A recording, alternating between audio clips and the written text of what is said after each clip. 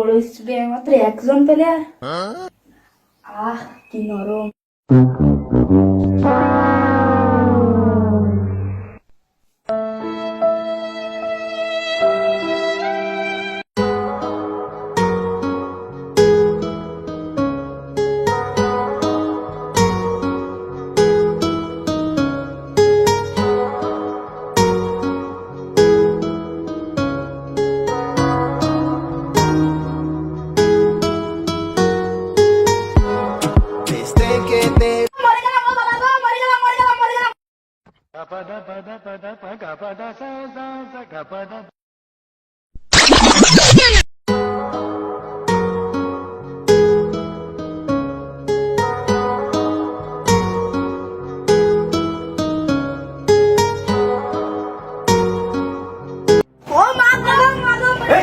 তুই এখানে গেল?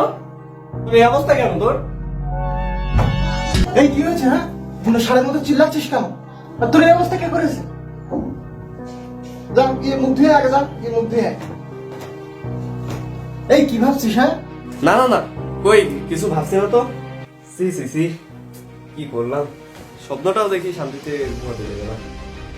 তো নষ্টের করে এসব এই দুটোকে কিভাবে আমরা মানুষ করি? আঙ্কেল আসসালামু আলাইকুম।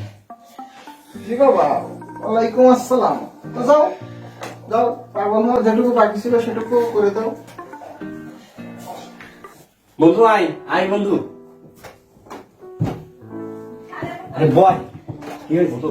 আজকে না একটা অস্থির স্বপ্ন দেখছি, কি বলবো তোরে, একবারে নায়িকার মতো রে। ইস, আরে তুই একটা স্ক্রিনশট দিবি না? তাহলে আমি একটু দেখতাম রে। বন্ধু ওসব কথা বাদ দে, এখন কাজের কথায় আয়। কি করা যায় সেটা নিয়ে ভাব। আমি আর কি বলবো বন্ধু, তুই একটা বিয়ে করে ফেল।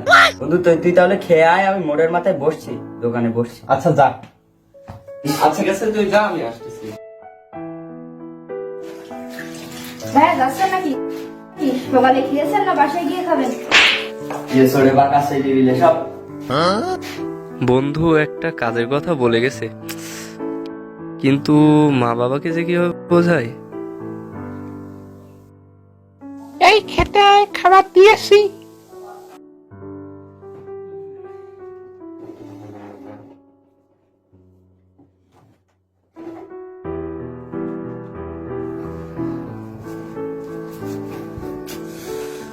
পাইছি।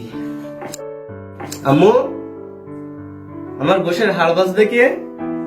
ওরে আমার রাজপুত্ররে, তোর জন্য 10টা দাসী রাখা আছে, ওরাই বেঁচে দেবে। দূর, আমার দিকে কেউ খেয়ালই রাখে না। এখন যদি গলায় হাড় বেঁধে যায় তাহলে কি হবে? এইভাবে খাইতে পারলে খা, তা না হলে না খেয়ে উঠে যা। আমি একা হাতে কয়দিক সামলাবো? তাই তো, আমি তো তোমাকে সেটাই বোঝাতে চাচ্ছি যে এই বাড়িতে আরো একজন মানুষের দরকার। আমি তো তোর বাবাকে কতবার করে বলেছি একটা দাসী রাখতে, তা কে শোনে কার কথা? ওমা মা, কিভাবে যে বোঝায়, দাসী না মা, অন্য একটা লোক যে কিনা শুধু খাবে, কাজ করবে, কোনো টাকা দেওয়া লাগবে না তাকে মাসের শেষে। তোমরা যে কেন বুঝতেছো না? এরকম লোক কোথায় পাবো? এখন টাকা দিয়ে তো এই লোক পাওয়া যাচ্ছে না। আব্বু তোমাকে পেলো কিভাবে? এই মনে মনে কি বলছিস, জোরে বল। না না মা, কিছু না কিছু না, বলছিলাম তোমাকে বাবা ডাকছে, দেখো বাবা ডাকছে তোমাকে। ধুর, আমার কথা কেউ বোঝেই না।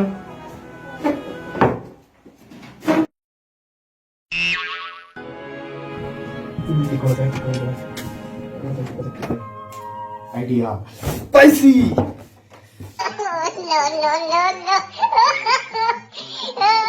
এই ওসব কি করতেছিস?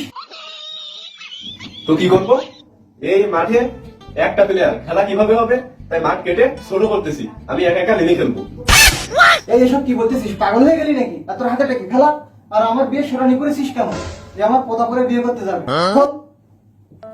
ছেলের বিয়ের কোনো খোঁজ নেই, উনি পোতার বিয়ের স্বপ্ন দেখছে। তো সব